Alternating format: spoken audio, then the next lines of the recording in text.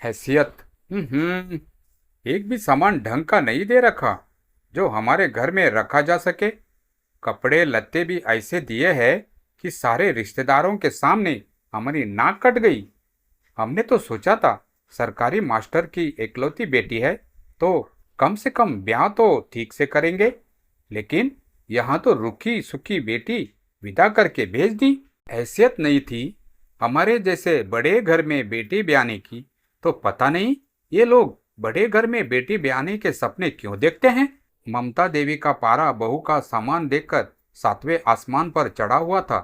जब से पलक ने बहू के रूप में ममता निवास में कदम रखा था, तब से हर पल उसे कोई न कोई ताना सुनाया जा रहा था। सास का सुनाना तब और ज्यादा अखर रहा था जब पलक का पति समर भी चुप था। अपनी पत्नी के पक्ष में एक बार भी उसने अपनी जुबान नहीं खोली। जब कभी पलक उससे कुछ कहती तो बदले में यही जवाब मिलता, मैं अपनी माँ की बहुत इज्जत करता हूँ, थोड़ा बहुत सुनने से तुम छोटी तो नहीं हो जाओगी, वक्त के साथ सब ठीक हो जाएगा। ममता जी खुद को ठगा हुआ महसूस कर रही थी, क्योंकि जिस उम्मीद से उन्होंने अपने बेटे की शादी की थी उसकी तो दहेज मिलने की उम्मीद पूरी नहीं हो पाई। जब एन फेरों के वक्त पर ममता जी ने 4 लाख रुपए की डिमांड पलक के पिता विशंबर नाथ के सामने रख दी, तो पलक के पिता ने साफ कह दिया, समदन जी, मैं एक शिक्षक हूँ और दहेज प्रथा के विरुद्ध रहा हूँ, माफ कीजिए, मैं अपने उसूलों से नहीं हट सकता। अब इस जमाने में यदि बारात वापस लेकर जाए तो समाज में लड़के वालों से ज्यादा लड़के वालों की बदनामी होती है।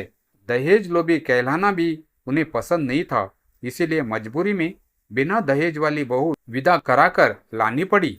लेकिन इस सब का खामियाजा अब हर पल पलक और उसके माता पिता को अपमान करके लिया जा रहा था। हर रोज शादी में हुआ एक एक खर्चा पलक के सामने गिनाया जाता था।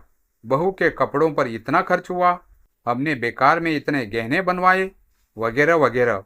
एक दिन बेटी को देखने की इच्छा से विशंबर नाथ ने 5 डिब्बे मिठाई और फलों की टोकरी लेकर बेटी के ससुराल में कदम रखा। सबको पता था कि समधी आने वाले हैं, लेकिन किसी ने बढ़कर उनका स्वागत नहीं किया।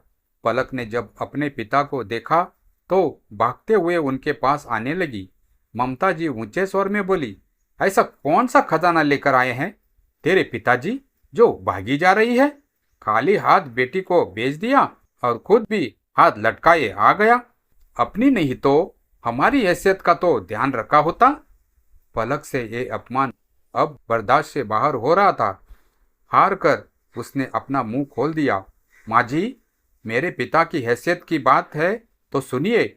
मेरे पिताजी ने अपनी हैसियत से बढ़कर मुझे पढ़ाया लिखाया है, इस काबिल बनाया है कि भविष्य में जरूरत पड़ने पर मुझे किसी के सामने हाथ फैलाने की जरूरत नहीं पड़ेगी। मुझे लगता है हैसियत तो आपकी नहीं थी बहू लाने की।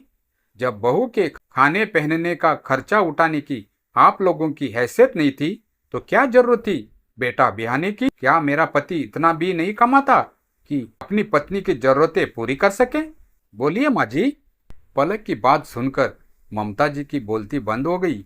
विशंबर जी ने पलक को चुप कराते हुए कहा, बिटिया, हमने तुम्हें संस्कार दिए हैं कि बड़ों का हमेशा मान रखना, लेकिन हक की बात जरूर बोलना।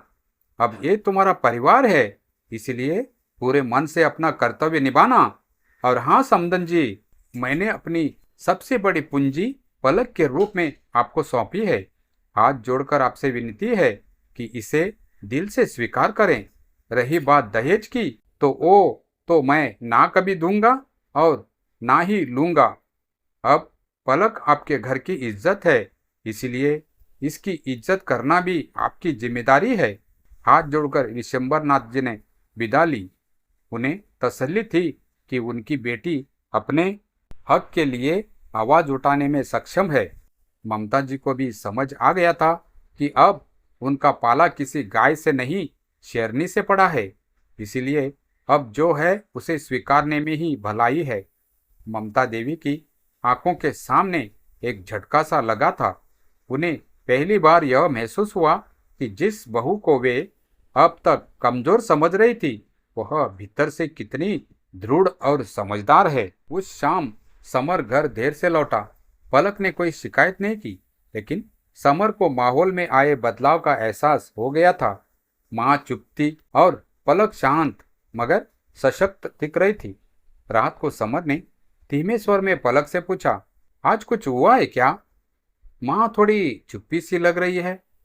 पलक ने मुस्कुराते हुए कहा, कुछ नहीं, बस आपकी माँ ने आज अपनी बहू को सच में देख लिया है। समर को बात समझ आ गई, लेकिन वह अब भी असहज था। वर्षों से माँ की बातों को बिना सवाल स्वीकार करने वाला समर पहली बार दो राहों पर खड़ा था, एक और माँ, दूसरी और पत्नी। अगले दिन सुबह पलक ने रसोई में चाय बनाते हुए ममता जी से धीरे से कहा, माँ जी, अगर आप चाहे तो मैं स्कूल में पढ़ाने के लिए आवेदन देना चाहती हूँ। पापा कहते थे आत्मनिर्भर बनो। पहली बार ममता देवी ने बिना ताने के कहा, ठीक है, जैसी तुम्हें ठीक लगे। ये जवाब भले छोटा था, मगर पलक के लिए बहुत बड़ा था। वह जानती थी सास के दिल में थोड़ी सी जगह खुली है। उस रात समर देर तक छत पर बैठा रहा। उसके मन में एक लड़ाई चल रही थी। क्या मैं अब भी एक अच्छा बेटा हूँ अगर मैं पत्नी के साथ खड़ा होता हूँ?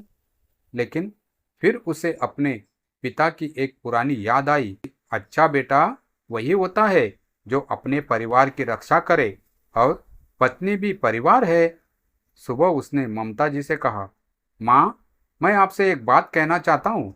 पलक मेरी पत्नी और मेरी जिम्मेदारी भी। पापा होते तो शायद कहते कि बहू को सम्मान दो, वरना घर टूट जाते हैं। मैं चाहता हूँ हमारा घर जुड़े, टूटे नहीं। ममता जी चुप थी, लेकिन आंखों में कुछ हलचल थी। समय बीतने लगा। पलक ने एक स्कूल में नौकरी शुरू कर दी। जब पहली बार उसका वेतन आया, उसने ममता जी के लिए एक सुंदर शॉल खरीदी। ये क्या है? ममता जी ने आश्चर्य से पूछा। माँ जी, पहली कमाई की खुशी है, आप ही तो कहती थी। ममता देवी अब अपने पड़ोस में गर्व से कहती थी, हमारी बहू स्कूल में पढ़ाती है, बहुत समझदार है, और सबसे बड़ी बात स्वाभिमानी है। समर और पलक के रिश्ते में भी अब मजबूती आ गई थी। समर अब सिर्फ माँ का बेटा नहीं, एक जिम्मेदार पति भी बन चुका था। विशंबर नाथ जब अगली बार आए तो ममता देवी ने खुद उन्हें दरवाजे तक आकर स्वागत किया और कहा, अब आप निश्चिंत रहिए, आपकी बेटी सिर्फ हमारी बहू नहीं, हमारे घर की शान है। विशंबर नाथ मुस्कुराए, अब मेरी बेटी को एक घर मिला है और एक पहचान भी। पलक ने अपने सम्मान और आत्मसम्मान की लड़ाई चुपचाप नहीं मगर गरिमा से लड़ी। उसने न घर तोड़ा, न खुद को टूटने दिया। वो साबित कर चुकी थी, दहेज से नहीं, बहू के स्वाभिमान से घर की इज्जत बनती है।